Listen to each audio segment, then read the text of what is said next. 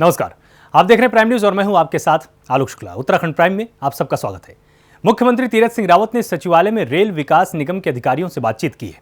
Rishikesh Karnaprayag rail line project की कार्य की प्रगति के बारे में अधिकारियों से जानकारी भी ली। सीएम ने कहा कि रेल लाइन के कार्यों में तेजी लाई जाए और इस काम को निर्धारित समय पर पूरा किया जाए। 2024 तक इस रेल लाइन निर्माण का कार्य पूरा करने का लक्ष्य भी रखा गया है। मुख्यमंत्री ने कहा कि कार्यों में तेजी लाने के लिए राज्य सरकार की ओर से जो भी मदद की होगी, वो जरूरत जिस तरह की मदद की होगी वो मदद की जाएगी। रेल विकास निगम के मुख्य परियोजना प्रबंधक हिमांशु बडोनी ने जानकारी दी कि 125 kilometre Rishikesh Karnaprayag rail line पर 12 स्टेशन और 17 टनल बनाए जा रहे हैं।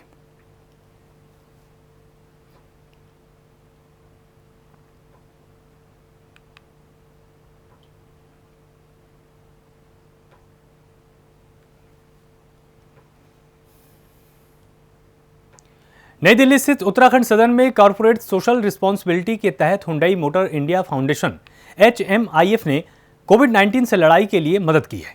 5 ventilator machine, 2000 sanitiser, 3000 mask, 500 oximeter और 400 थर्मामीटर उत्तराखंड सरकार को दिए गए। ये मेडिकल उपकरण हुंडई मोटर इंडिया के executive director corporate affairs DS किम की मौजूदगी में उत्तराखंड के अपर स्थानिक आयुक्त इला गिरी को सौंपे गए।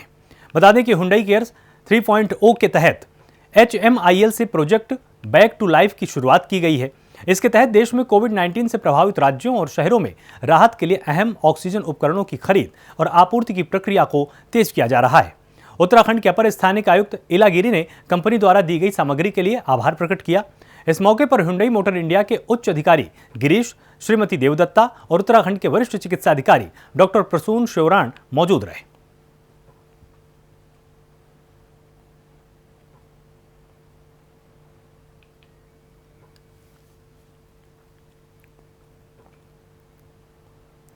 मसूरी में 22 जून से सरकार ने जारी कोरोना कर्फ्यू में छोटे दुकानदारों की अनदेखी किए जाने को लेकर Mussoorie traders and welfare association ने सरकार के विरोध में मसूरी से देहरादून मुख्यमंत्री आवास के लिए कूच किया है। इसके पहले मसूरी के व्यापारियों ने मसूरी पिक्चर पैलेस चेक पर इकट्ठा हुए और सरकार के खिलाफ जमकर नारेबाजी की। सैकड़ों की तादाद में व्यापारी मसूरी से पैदल चलकर देहरादून मुख्यमंत्री आवास पहुंचे और मुख्यमंत्री के सामने अपना विरोध दर्ज कराया है। तो व्यापारियों का सरकार के खिलाफ प्रदर्शन देखने को मिला है। मसूरी से पैदल देहरादून के लिए व्यापारी पहुंचे और अनलॉक में छूट न मिलने से यहां पर व्यापारी वर्ग नाराज है।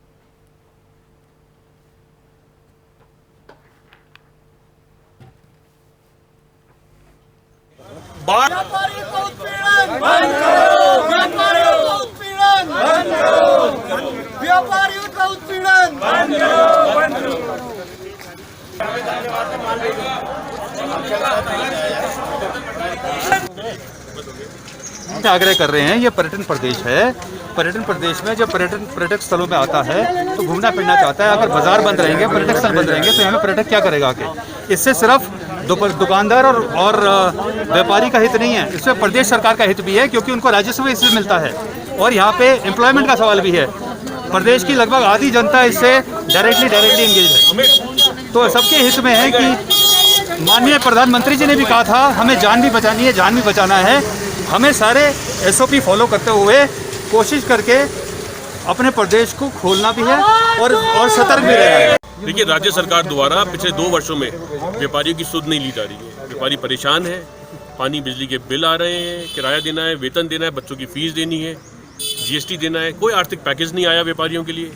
व्यापारियों की दुकानें बंद हैं, समस्त पर्यटक स्थल बंद पड़े हैं। साथ में दुकानों को बोला जा रहा है कि 5 बजे बंद कर दीजिए, जबकि बार 10 बजे तक खुले हैं। और अन्य ऐसी 27 मांगों को लेकर आज समस्त मसूरी के व्यापारी और इनके प्रतिनिधि देहरादून कूच कर रहे हैं मुख्यमंत्री आवास को, और ये इतिहास में पहली बार हो रहा है। उत्तराखंड आंदोलन में समस्त हमारे व्यापारी भाइयों ने, नागरिकों ने वहाँ जाके धरना दिया था। आज फिर से मसूरी से चलकर देहरादून तक हम मुख्यमंत्री आवास को अपना विरोध, मुख्यमंत्री आवास कूच कर रहे हैं और मुख्यमंत्री जी को अपना विरोध दर्ज करा रहे हैं कि अगर राज्य सरकार की द्वारा व्यापारियों के लिए ठोस नीति नहीं बनाई गई तो जल्दी पूरे प्रदेश के व्यापारी सड़क पर उतरकर राज्य सरकार के खिलाफ आवाज उठाएंगे। नैनीताल हाईकोर्ट के आदेश के बाद पंतनगर के नगला मार्केट पर ध्वस्तीकरण को लेकर कांग्रेसी नेता स्थानीय लोगों के साथ जिलाधिकारी कार्यालय पहुंचे, लेकिन उन्हें भीड़ के साथ जिलाधिकारी से मिलने नहीं दिया जा गया है और इसके बाद उन्होंने गेट पर ही प्रदर्शन करना शुरू कर दिया। ऐसे में कांग्रेसी नेता का कहना है कि लंबे समय से लोग किच्छा हल्द्वानी सड़क के किनारे रह रहे हैं, सभी के पास राशन कार्ड बने हुए हैं, बिजली का बिल भी है, ऐसे में उन्हें उजाड़ा जा रहा है। इसको लेकर जिलाधिकारी कार्यालय के सामने प्रदर्शन किया गया। तो डीएम कार्यालय के सामने ग्रामीणों का प्रदर्शन हुआ है। कांग्रेसी नेता के साथ ग्रामीण यहां पर मौजूद रहे। नगला मार्केट में ध्वस्तीकरण को लेकर प्रदर्शन किया गया है।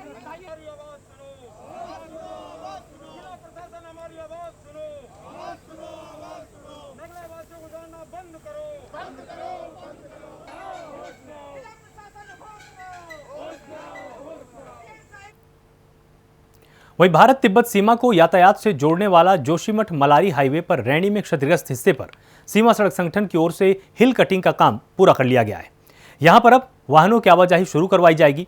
रैनी में हाईवे का 40 मीटर हिस्सा ध्वस्त होने के चलते यहां वाहनों की आवाजाही ठप पड़ी हुई थी।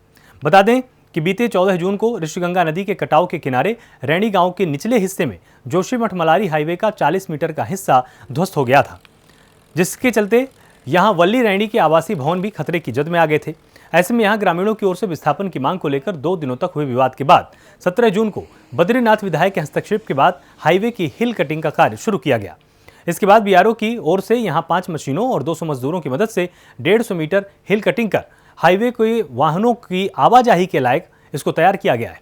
बीआरओ के कमांडर कर्नल मनीष कपिल ने कहा कि हाईवे पर हिल कटिंग का कार्य पूरा हो चुका है। यदि सब कुछ योजना के अनुसार चला तो हाईवे पर वाहनों की आवाजाही जल्द शुरू हो जाएगी।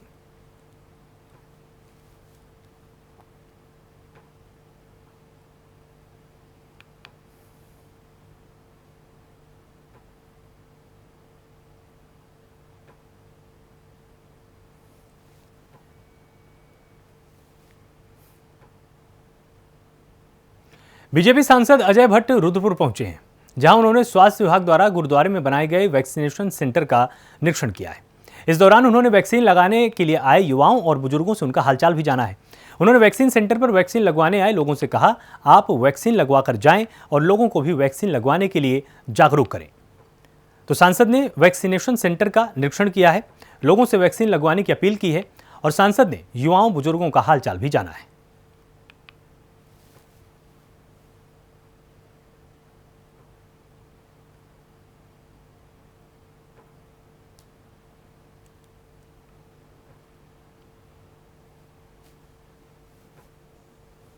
हमारी जनता का भी और युवाओं का जो 18 साल से ऊपर के हैं उनका आभार व्यक्त करने के साथ साथ हमने अपने माननीय प्रधानमंत्री श्री नरेंद्र मोदी जी का आभार व्यक्त किया है कि आज से ये बहुत बड़ा महाअभियान प्रारंभ हुआ है। जो लोग हमको बदनाम कर रहे थे, हमारी सरकार को बदनाम कर रहे थे, नरेंद्र मोदी जी को बार बार बदनाम करने की कोशिश कर रहे थे, आज वो देखें कि किस तरह से लोग और युवा पीढ़ी उमड़ कर आज इन सेंटर्स में आ रही है। आंखें खुल गई होंगी सबकी, इसलिए सबको इस समय मिलके काम करना चाहिए। विपक्ष अपना रोल वैसा नहीं कर रहा है जैसा विपक्ष का होना चाहिए।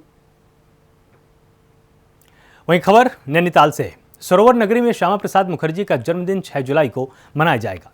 इसे लेकर बीजेपी की अहम बैठक हुई। इसमें बीजेपी कार्यकर्ताओं ने फैसला लिया कि 23 जून से 6 जुलाई तक श्यामा प्रसाद मुखर्जी के स्मृति दिवस के रूप में मनाया जाएगा। बीजेपी के वरिष्ठ नेता भूपेंद्र सिंह बिष्ट ने बताया कि मुखर्जी के जन्मदिन से पहले हर बूथ में कार्यक्रम किए जाएंगे, जो 23 जून से शुरू होकर 6 जुलाई तक चलेंगे। 6 जुलाई को जन्मदिन के अवसर पर कार्यक्रम किया जाएगा। तो श्यामा प्रसाद मुखर्जी का जन्मदिन मनाया जाएगा। 6 जुलाई को जन्मदिन है उनका और उस दिन उसको भव्य तरीके से मनाया जाएगा। बीजेपी कार्यकर्ताओं ने जन्मदिन मनाने का बड़ा फैसला किया है।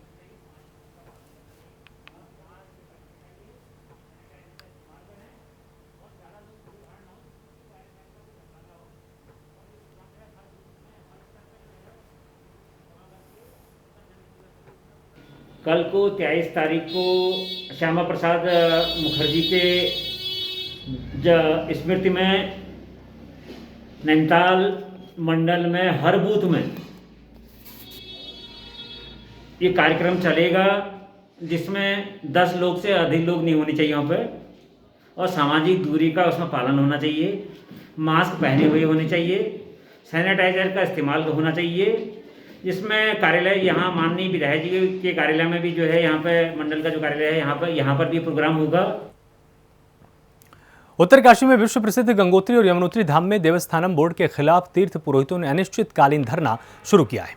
और ऐसे धरने पर बैठे तीर्थ पुरोहितों का कहना है कि सीएम ने देवस्थानम बोर्ड को रद्द करते हुए 51 मंदिर समेत 4 धामों को बोर्ड से मुक्त करने की घोषणा की थी, लेकिन अभी तक घोषणा पर अमल नहीं हुआ है। इसको लेकर धरना प्रदर्शन लगातार किया जा रहा है।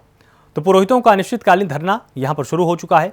देवस्थानम बोर्ड को रद्द करने को लेकर ये धरना कर रहे हैं। अभी तक घोषणा पर अमल नहीं किया गया है। उन्होंने कहा है कि मुख्यमंत्री ने वादा किया था, आश्वासन दिया था कि बोर्ड को रद्द किया जाएगा, लेकिन ऐसा अब तक नहीं हुआ है।